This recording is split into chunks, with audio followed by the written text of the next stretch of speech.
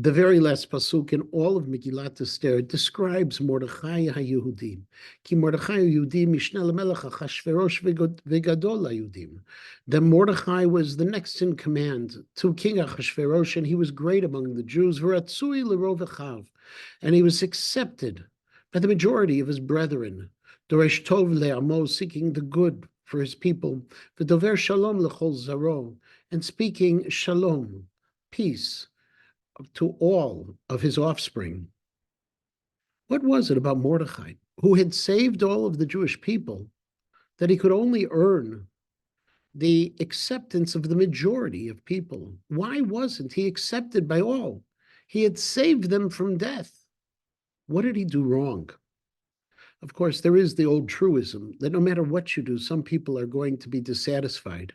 And perhaps that's the case with Mordechai, but why mention it here in the Megillah?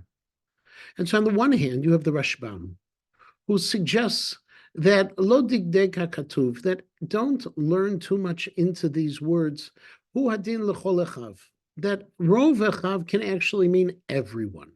That biblically, when we use the word rov, it's not majority, but it's everyone. And so therefore, everyone appreciated, accepted Mordechai. But Rashi takes the approach of the Medrash, and he says, velo l'chol echav, that literally, Mordechai was not accepted by everyone.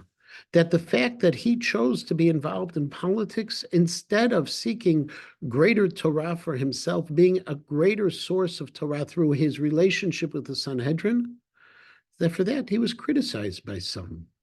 Rabbi Yosef Karo suggests that there were others who said that the entire danger of Haman was caused by Mordechai, that he should have bowed down to Haman and none of the problems would have ever occurred, and therefore he should have helped out the Jews as opposed to endangering them. They would never forget that, and therefore they never fully accepted him. And yet the reality of the situation may be that it is there to teach us a lesson, such as one that was taught by the Chatam Sofer back in Sefer Breshit, when God says, Hamachasani mi Avraham davar, when God says, I can't hide from Avraham my plans for Sodom and Amorah, the Chatam Sofer writes that Avraham Avinu sacrificed some of who he was in order to bring people closer to God, that he could have stayed in the Beit Midrash. He could have grown in his own closeness to HaKadosh Baruch Hu, but chose instead to bring others in. And maybe Ratzui L'Rov Echav comes to teach us that Mordechai chose not to be beloved by all, but rather to do what was needed to seek the peace for all of the Jewish people and to seek the continuity with his children as well. It came at a price. It's not easy, but Ratzui L'Rov Echav was what he sought. And when we make choices in life, we should remember as well, we need to do what's right. We need to do what's important. And sometimes we may not win the popularity contest, even if we do great things.